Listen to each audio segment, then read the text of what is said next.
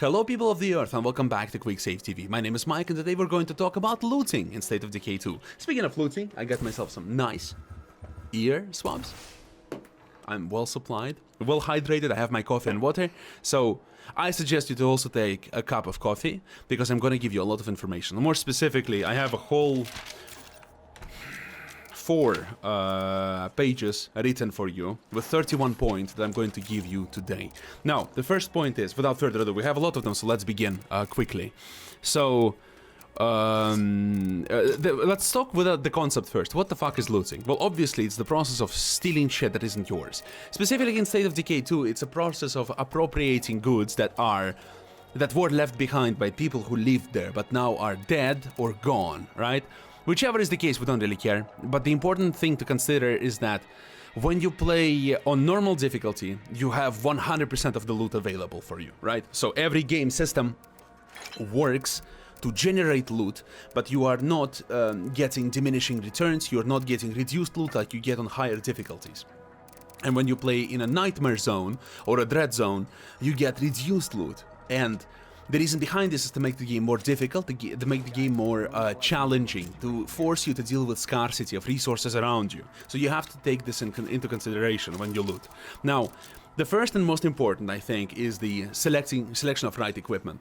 You have a lot of equipment you need to consider when you're going out to loot. This equipment is stamina restoratives, hit points restoratives, melee weapon, ranged weapon, Molotov cocktails or any variation of fire bombs, bullets for your gun or for your ranged weapon, right? The backpack you use, explosives you use if you use any, so grenades, flashbangs, etc. My cat is going out to loot, I think. And the last one, but not least, is the distraction tools. Now, this is a lot of stuff, and if you take all of this stuff with you, you will have precisely 2 slots in your inventory, provided you have a 6-slot backpack. Or you will have 4 slots in your inventory, provided you have the 8-slot backpack. Neither of them are particularly enticing or exciting, because don't forget, this is how you have to think about it. This is the main rule. When you go out looting, your goal should be to bring home more influence and more resources in total. Think about it in terms of influence, in terms of cost of these resources, than you've spent to procure them. If you are spending more resources to procure the resources, you will slowly lose. You will slowly succumb to the zombie hordes and hostile humans because you will die from attrition. You cannot afford this bleed to exist, right? You cannot bleed out from lacking the resources, the materials, because it's a very stupid death, easily avoidable. You have to learn to spend less and get more.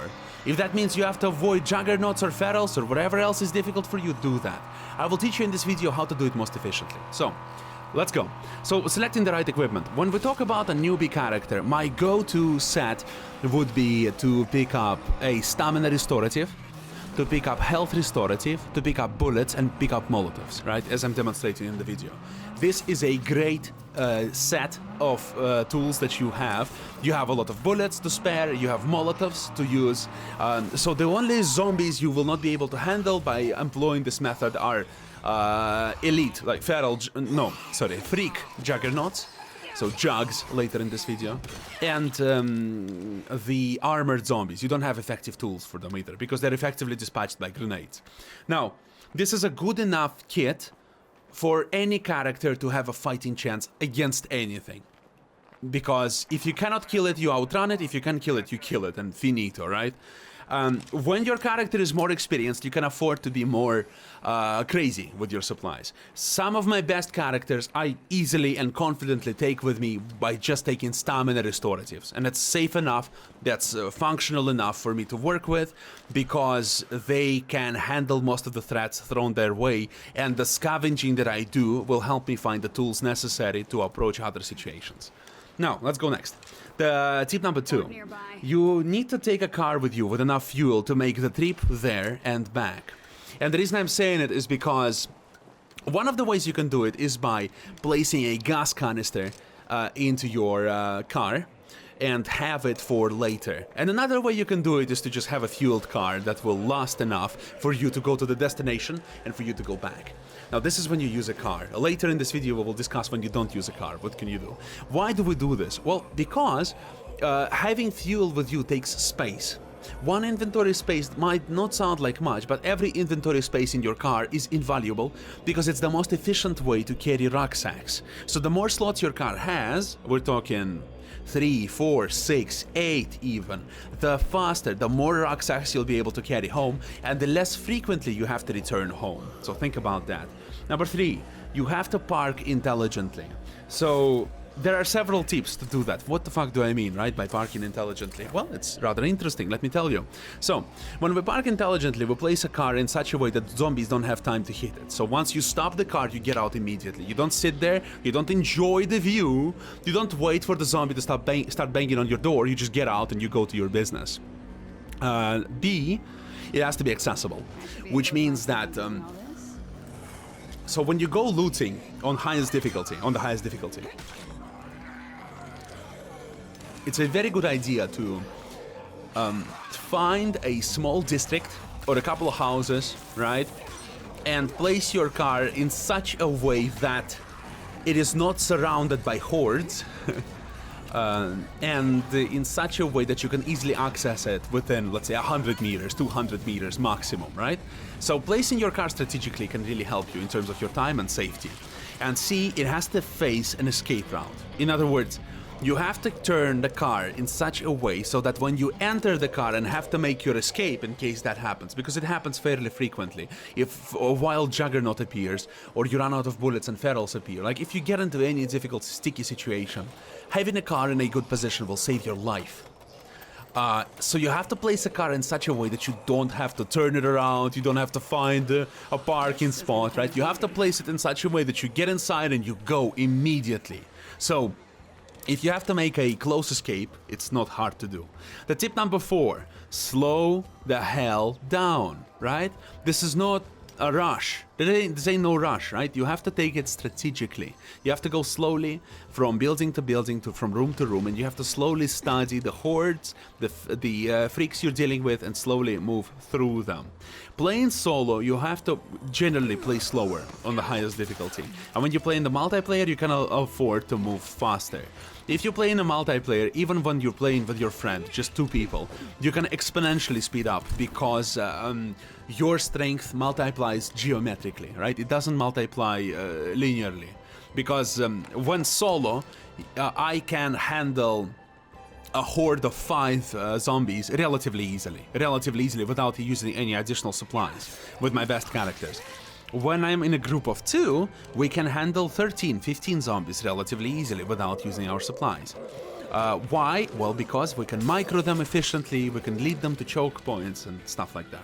So, slow down, don't rush. Number 5, you have to scout ahead.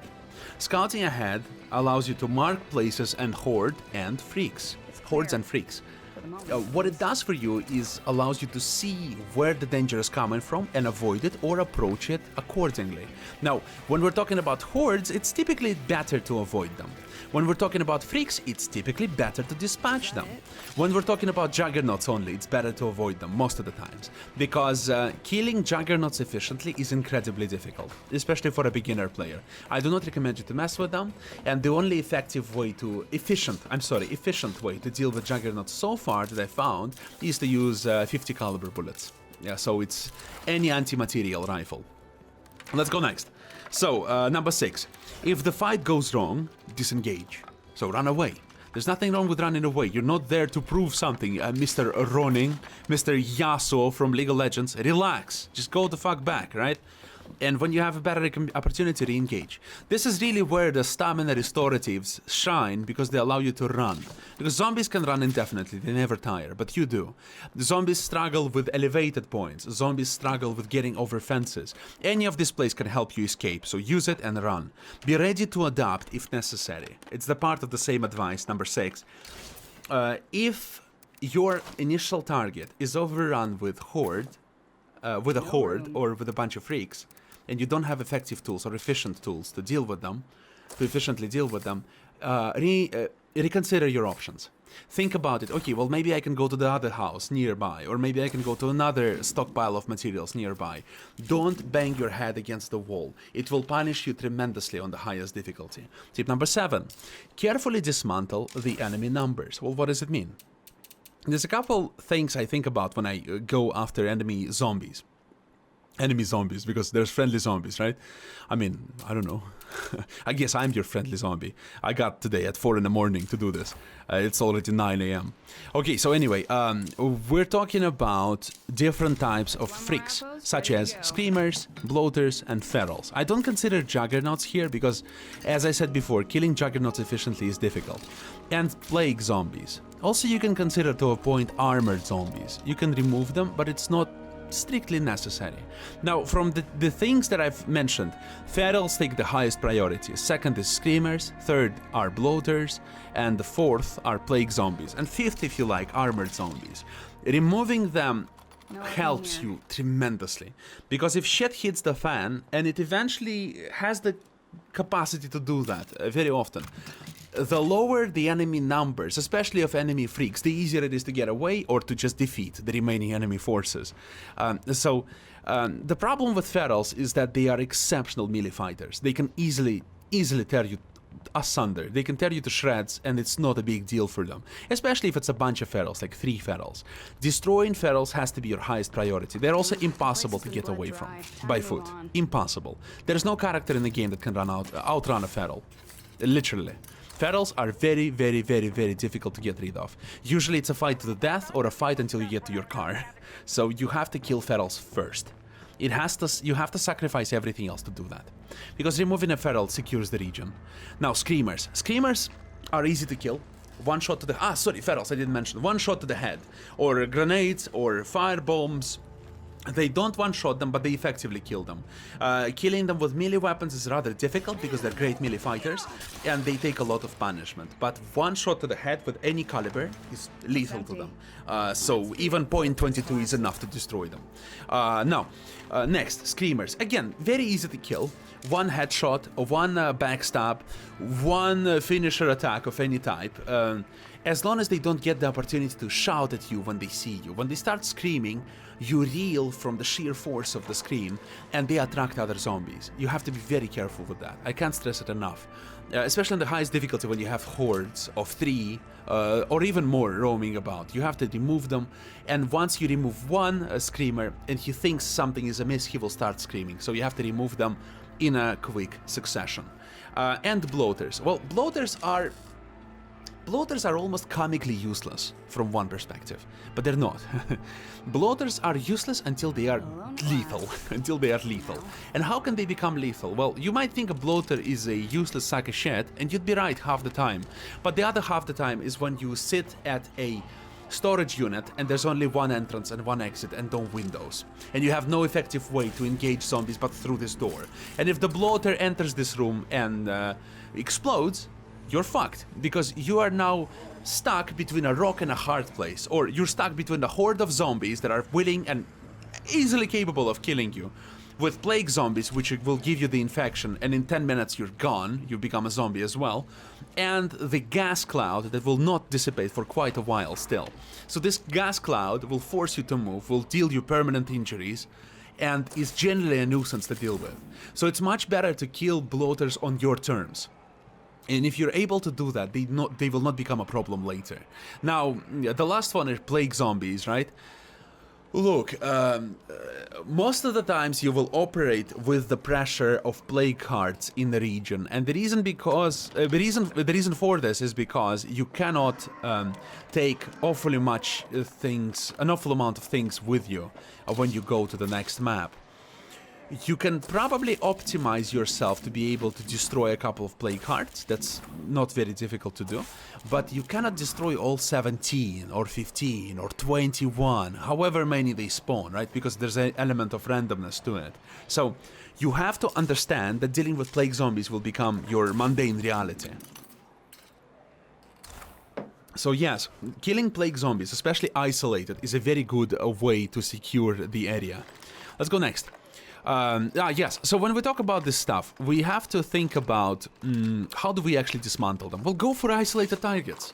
Go for small freak hordes of bloaters, of screamers, of ferals, and destroy them. Focus on individual targets and change your position frequently, right? Mark ferals and juggernauts to see them on the map. And the way you do that, like, you can mark them from a tower, you can hear them or become close enough to them so that they are automatically marked on your map, and you can place a marker on them in your map so that you track their movement, and the game indicator will tell you where they are with a slight delay, so you can even fire blindly to kill them, especially at bloaters and screamers, and you can easily track juggernauts and ferals so that you're easily able to chase them or avoid them. Right, so I think I have all for that. Next, number 8. Search everything, but be ready to leave things behind. So, when I say search everything, we're talking about... Wow, my camera is...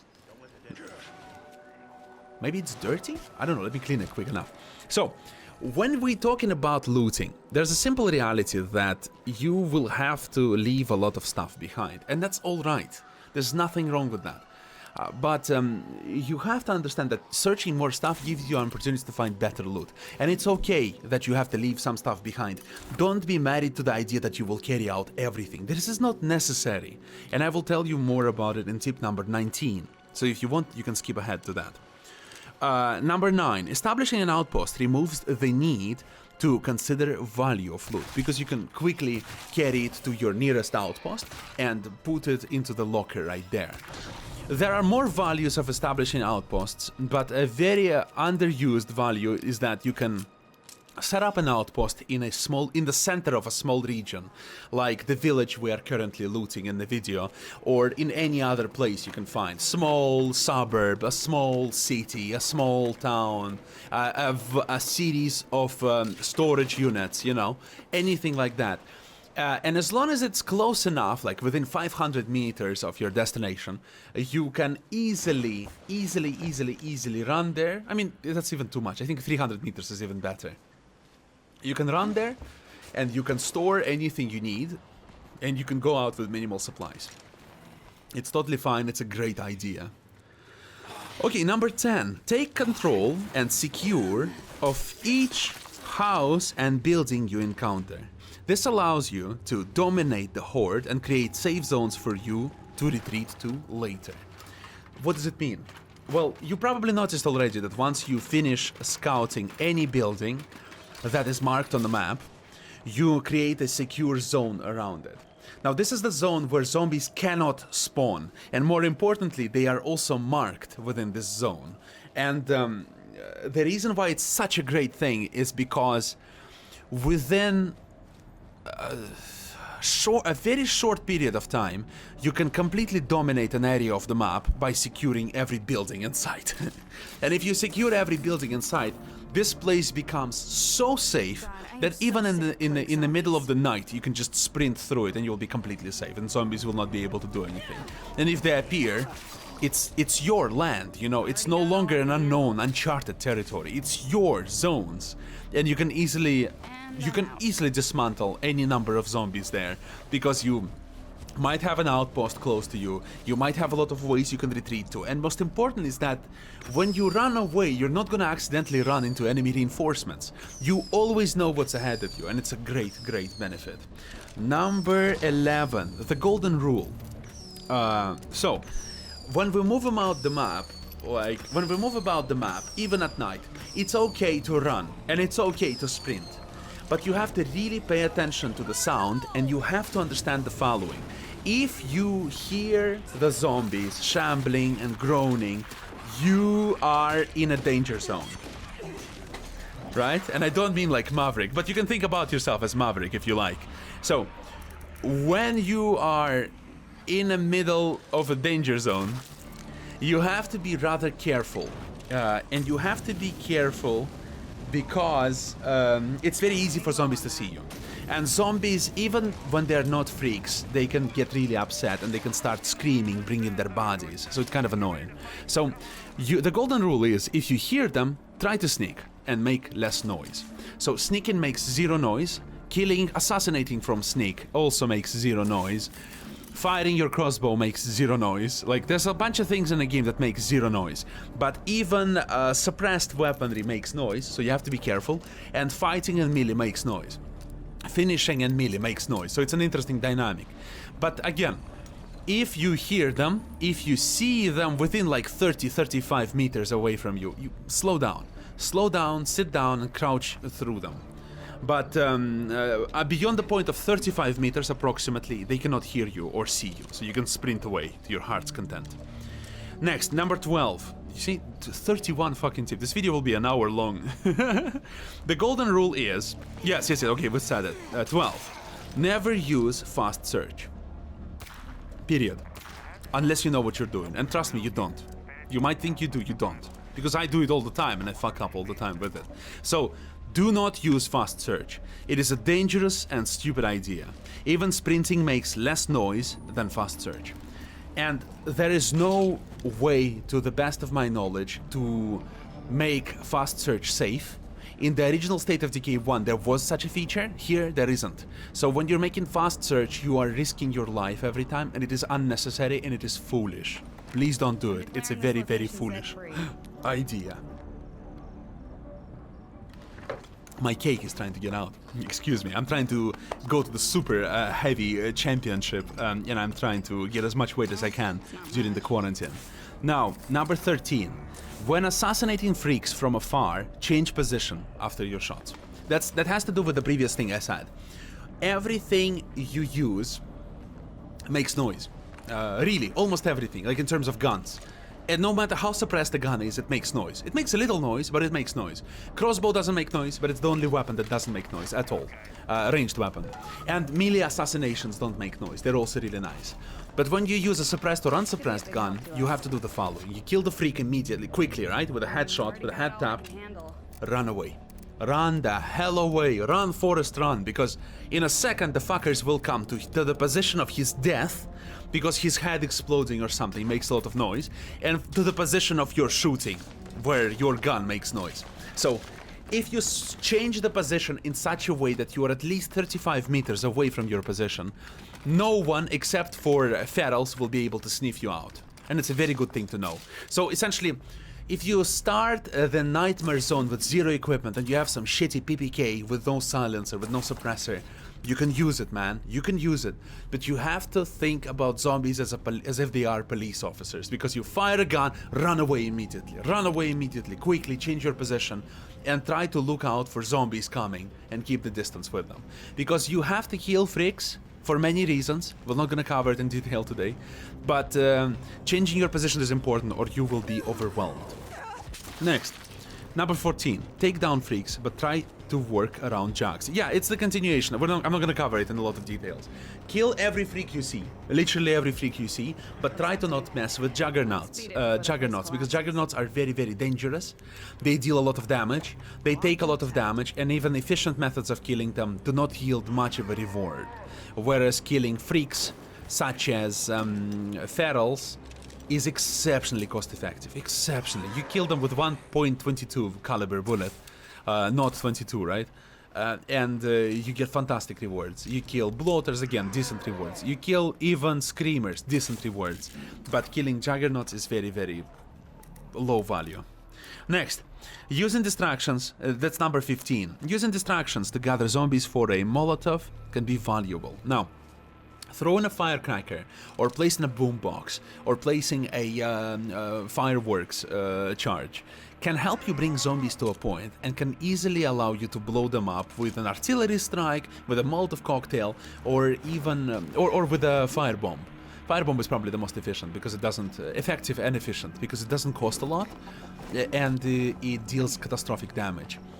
And it's a good way to deal with hordes if you have to. And it's a good way to lure the zombies away from a point you're trying to enter. So distractions although they are weaker than in the normal game mode, where distractions can save your life easily. So if you get in a bad fight, boom, distractions, and you're done, you're running away. On higher difficulties, starting with Dread Zone, and especially on Nightmare Zone, the zombies will not always react to distractions if they are already engaged in a fight with you. But but when they don't see you, you can lure them to a point, or lure them to enemy combatants. I'm talking about humans, of course. Next, number 16. Don't hesitate to practice. Shooting, throwing, sneaking, and fighting all need to be mastered. What do I mean by that? Well, you know, when you play State of Decay, sometimes you think, oh man, you know, I don't want to do that. I don't want to risk that. Can I throw Molotov like that? Can I take that shot? Yes, you can, man. Just practice. You will not know until you do, and you will not know your limits until you test them. And you have to test your limits constantly, and you have to practice these all-important skills because they're very, very important, they're very, very valuable. And being able to use them effectively is a very good way to master the game, and a very good way to not depend on situations and to kill any enemy in a most efficient manner possible, and feeling good about yourself. But you can't do it without practicing. So one of the most difficult skills in the game is fighting, I believe, and throwing grenades and Molotovs. You have to master it, dude. Just do it, right? When you see an opportunity and you think, well, that's a good opportunity for Molotov cocktail, throw it. Throw it and see how it went. Maybe you took too high a throw, right? Too low a throw. Do it and practice. Okay, number 17. The aim sneaking is a powerful tool. So what do I call an aim sneaking? That's an interesting thing. When you walk, you make noise. When you sprint, you make noise. But when you crouch, you don't make noise. But it's not the only way not to make noise. If you stand up and hold your gun at the ready, you also do not make noise. So that allows you to move rather quickly, but not make any noise. It's the second fastest movement, stealthy movement in the game, second only to marathon sneaking, right? Sprinting while sneaking when you have a sneak leveled up, the sneak skill. And it's important. Why? Well, because it does two important things. One important thing is it allows you to move faster. And second important thing, it allows you to have your gun at the ready if necessary. It's very good when you're cleaning out a house. It allows you to move quickly and see the inside of the rooms you're entering, right? So you can actually breach them and clear them. Number 18. Close the doors that lead to unsecure areas. What do I mean by that? Well, a great question. Excuse me. So, when the door leads to a house or a building that you've secured prior, that's a secure door. It's very unlikely that the zombies will be going through that door, and you're safe to leave it open, to escape, use it as escape later. But if a door leads into the unknown, where hordes and ferals and jugs can roam, close it. You don't do it because... you're not doing it because it... blocks the line of sight, but that's also true. It's not as important, but it's also true. You do it because when zombies come at the door, they will try to break it, to tear it down, to open it, right? And this is the time you can use to sprint out of the building, or you can use it to mount a counterattack. At any rate, it provides you a line of defense between you and the zombies, and it provides you, blocks the enemy ability to bomb rush you out of nowhere. Because they will have to rush through windows and make noise, or they will have to tear down the door and you will have a lot of time to respond. Next. Don't be afraid, so number 19, don't be afraid to discard items. I've said it before, but I will say it in more details right now. You're extremely unlikely to scavenge the entire map, and minor items are not extremely important. So what I'm saying is, even on the highest difficulty, you will likely complete the game, the specific run, before you finish scouting and scavenging the entire map. There is, even in extreme scarcity of the highest difficulty, there is a relative abundance of resources that you can use, and as long as you pay your cards right. So, when we're talking about things to discard, don't be afraid to discard things and leave them behind, it's completely normal. But, think like this. Employ this way of thinking. So first of all, is it a rucksack? If it's a rucksack, please take it and don't break it apart. Take it home because it's much more valuable this way. And don't scavenge a building which has a chance. Let's say there is a restaurant with food and you have a full capacity of food. Don't scavenge it. Scavenge it later. There's no reason to scavenge it and ruin the resources. Only scavenge places like this when you're 100% positive that your strategy will not rely on food. The strategies I run work exactly this way, so I can afford to do that, but even like this, I prefer not to do it.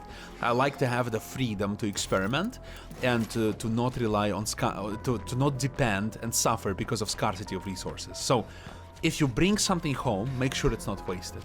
If you bring some gasoline and it's too much to store, convert it into fuel canister. If you take food and it's too much to store, convert it into seeds or convert it into snacks. If you bring home ammunition, it's too much, convert it into bullets, preferably the type that you can use and you usually use, etc. If it's materials, build a building, etc. So think about it this way.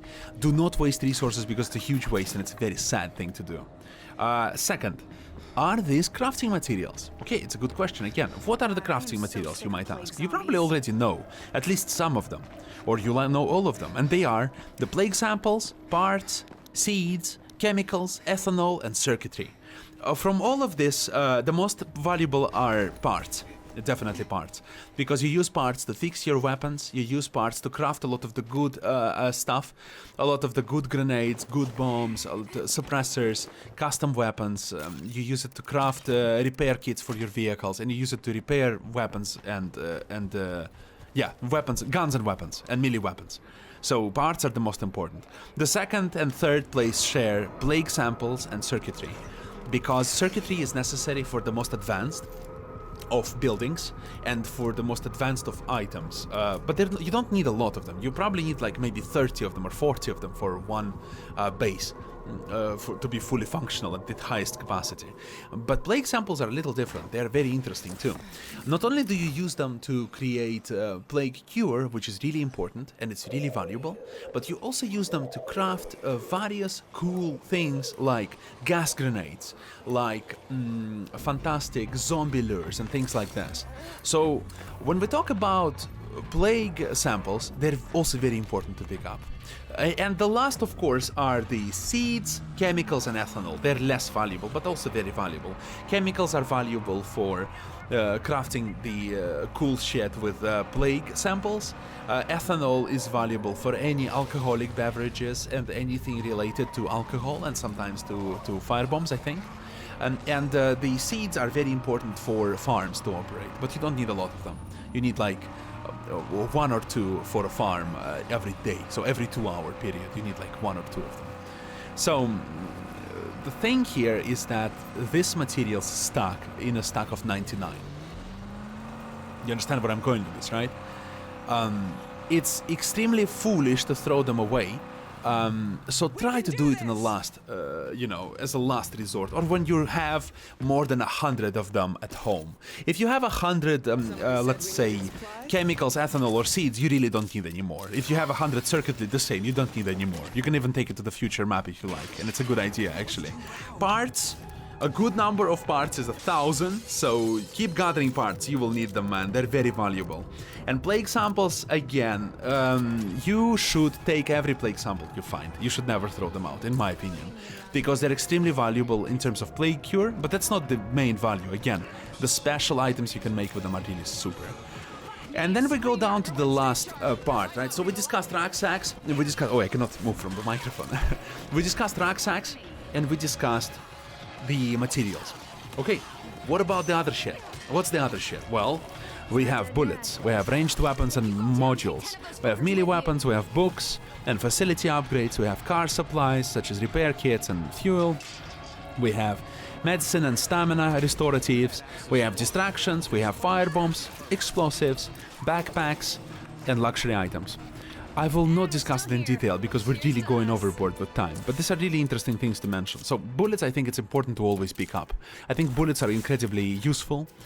Even bullets for weapon types you don't necessarily like maybe you don't like shotguns, or you don't like revolvers, or you don't like the 50 cal sniper rifles. They're still really good. You should pick them up just to have them, because they are they allow you the flexibility of dealing with situations, and they allow you to employ a wider variety of weapons, which you should do anyway. Ranged weapons and modules. Well, here it's interesting. You don't have to pick all of them up, because there are clearly inferior choices and clearly superior choices. For example, there is a variation of Uzi that is a civilian Uzi, civilian rifle built on top of Uzi. Well, instead of Uzi, right? As a Vector, civilian Vector. God damn it, civilian Vector blows, like really blows. It's a horrible gun.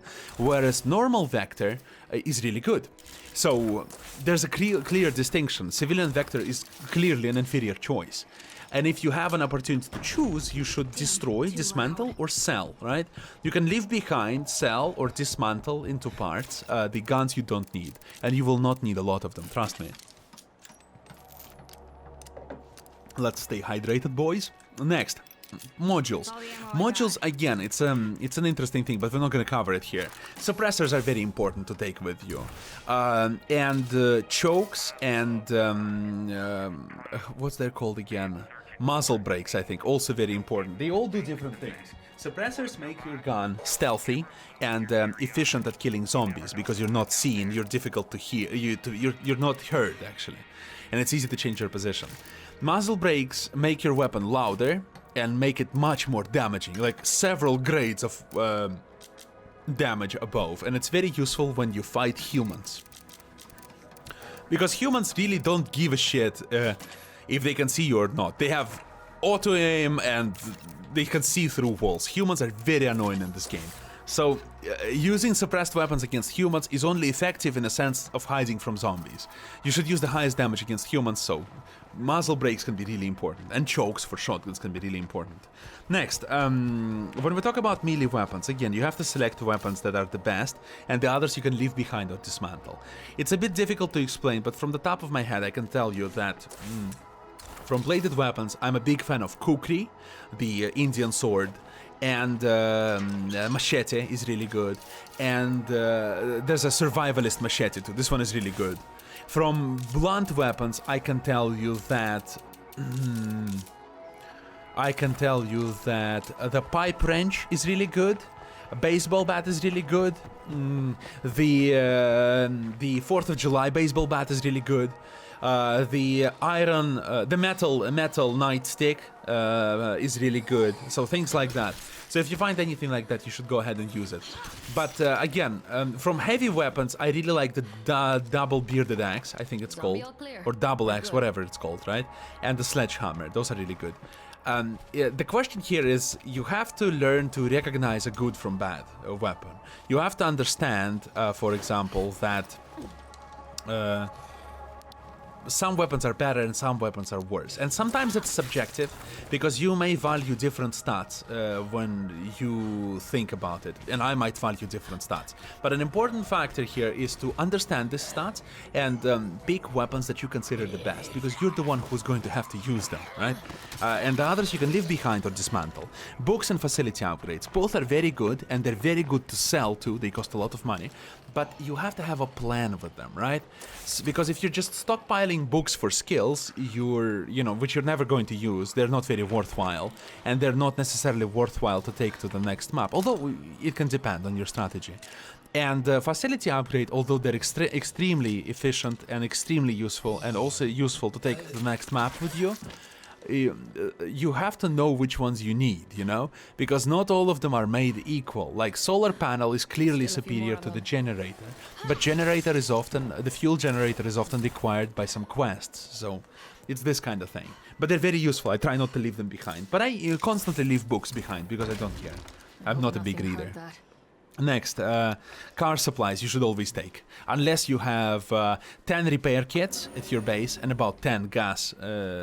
But you can never have too much gas, realistically. You can never have too much gas. You can always benefit from more gas canisters, and 10 repair kits should be enough for you for a very long time.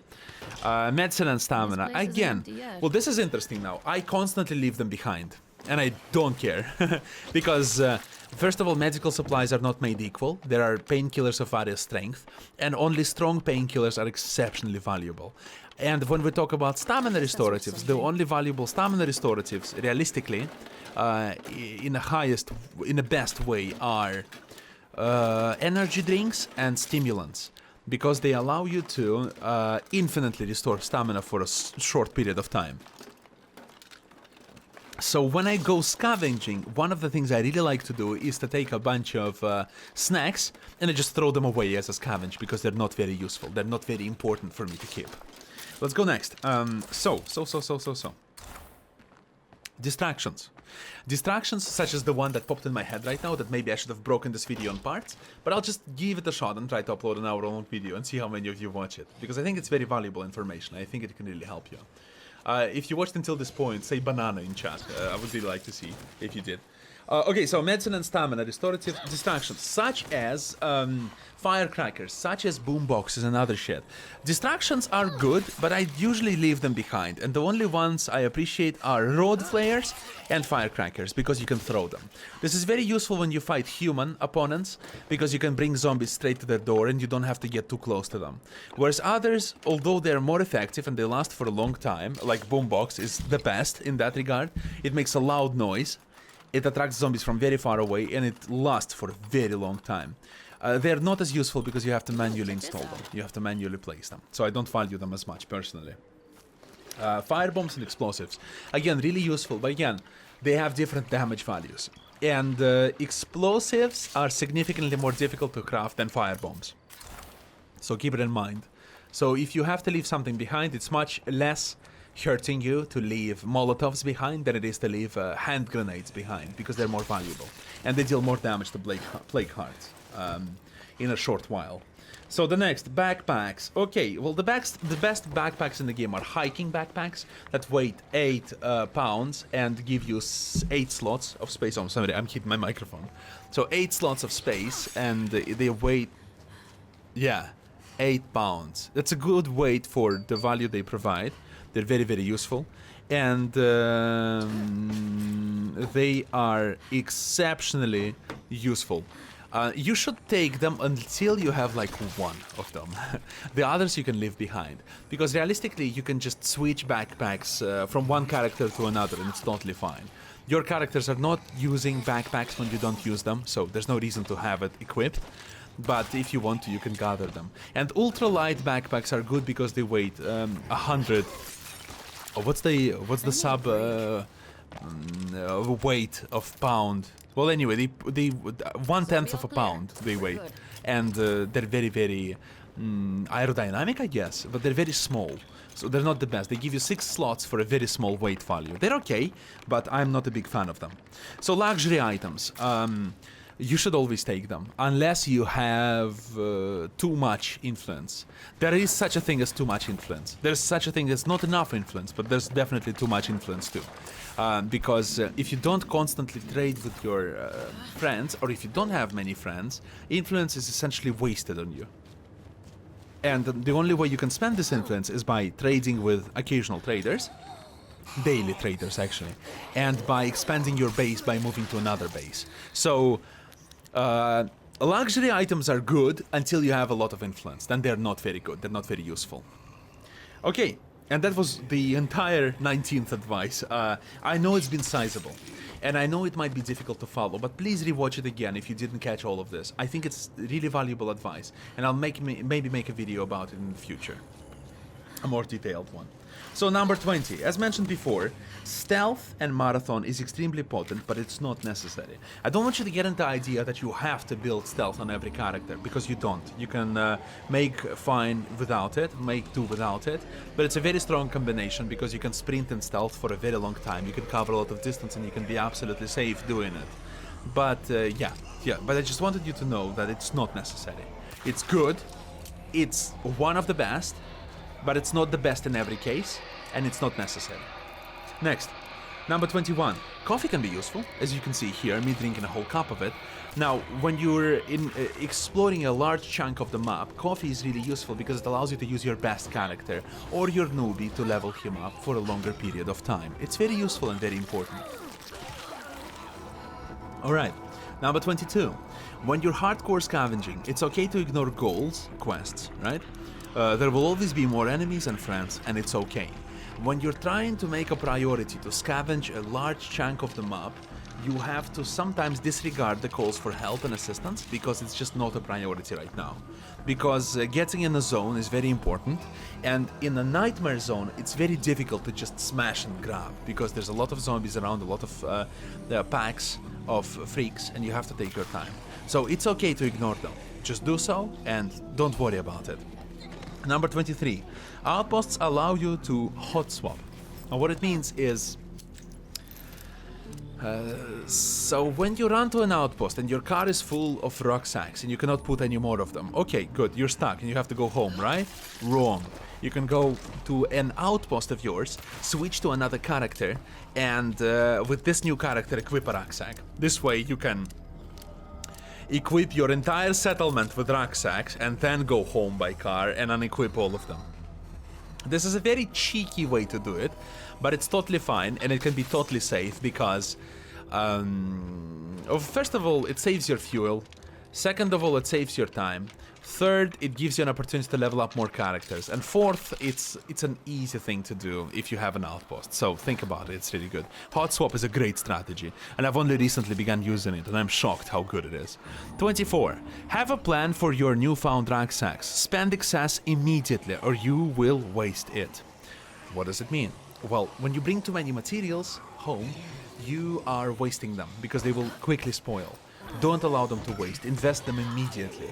Build things with them, make bullets with them, etc. But don't allow them to waste. And if you will have too many and you don't want to spend them on anything, just don't take them with you. And that was 24 suggestions and advice. And we have some more here. And so I just wanted to wrap up the results of this run that you saw on the screen, me doing. The results were, we brought 6 rucksacks with materials, that's 30 materials in total, in 40 minutes. We leveled up our cardio to level 7, 7 wits we got, 2 fight and 4 shooting. We secured a very large area of the map and really secured it. We got an outpost, we scavenged near 90% of valuables, we got 400 influence. That's not counting luxury items and things we will sell later. Successful, really successful. And the only resources we were really spending, as you saw, were Molotov cocktails, sometimes effectively, sometimes not, and very efficient use of bullets. Again, sometimes effective, sometimes very ineffective, but you know. So it's really successful. Next, now, what if you want to loot without a car? What if you're in a situation where a car is unavailable, you cannot repair it, you cannot refuel it, you're stuck deep in shit creek and you cannot afford to use a car? Great question, man. Great question. And it's a question I struggled with myself as well. You have to select your best character and you have to find places on the map that are within half a click away from you, within half a kilometer away from you. And if you can do that, you can effectively scavenge them and run back. And I will show it to you right now in the video. You always have several needs that you can satisfy. When scavenging for food, prioritize the closest position for food. And the same for materials, bullets, and gasoline. Whenever you need something, you need like some things. Let's say you need food, you need gas, you need ammunition. Just find a couple of these places on the map near you and go there, to the nearest one. And then go to the next one, and then go to the next one, until you find a rucksack, then run home. So, this is how you do it without a car. You can also use hot swap if necessary, but in this particular example, we're not going to use any outposts or hot swaps. Number 26, by walk. Try to target areas within half a click. Oh, I said it already, yeah? Because it's a reasonable distance. The lower the better, of course, but half a kilometer is a decent distance to cover, and you can do it. 27. The better is the character, and you are at playing the game, the fewer crutches, quote-unquote, you and her will need. Just make sure to pick your targets and fight. What I mean is, as you can see with this next character, with Esmeralda, I've only took the snacks and bullets. Why, you will ask? Well, because with bullets I can deal with most of threats, and with snacks I can outrun most threats or outlast them in a fight, and I don't really need more health. First of all, because I believe in myself to play it well enough to not need health, and because I have an radio command that gives me a health advice to heal me. What I'm trying to say, and I can always, I'm ready to abandon snacks behind. I don't care to bring them back. This means that out of 10 slots in my inventory, I have only filled one with the supplies necessary for my adventure. And it's a very good thing, because it allows me to bring more stuff home. When you go to scavenge on foot, it's very good. It's very useful to be minimalistic. Take only as much things as you need, because you will be able to bring more stuff home. But be careful who you attack and the targets you pursue. Number 28, always take stamina regenerators and a gun. Obviously melee weapon is also necessary, but you have to have a gun, man. Because out of 4 freaks in the game, there's more if you consider the DLC, but whatever. Out of 4 freaks in the game, everyone can be dealt with a gun. Juggernauts we avoid by using stamina regenerations, by the way, and or stealth. And with others, ferals can be one-shot, screamers can be one-shot, bloaters can be one-shot to any part of their body, actually. So gun can fix almost any problem in this game. And guns are also good against humans, but against humans we will talk in another video, because it's another whole other fruit entirely. And stamina regenerator is very important. Why? As I said, you can last in a fight for a longer period of time, and you can run away from problems. If only you could do it in real life. When I eat chocolate, I can't really run away from my problems. Number 29, hit and run is very effective when on minimal supplies. What does it mean? Well, picking a target, running away, picking a target, running away, picking a target, running away. This is hit and run. So, it's very good when you only have a gun. When you don't have Molotovs, you don't have grenades. It's a very good strategy because you don't have a lot of supplies, you don't have a lot of tools, but using them efficiently allows you to succeed. Number 30.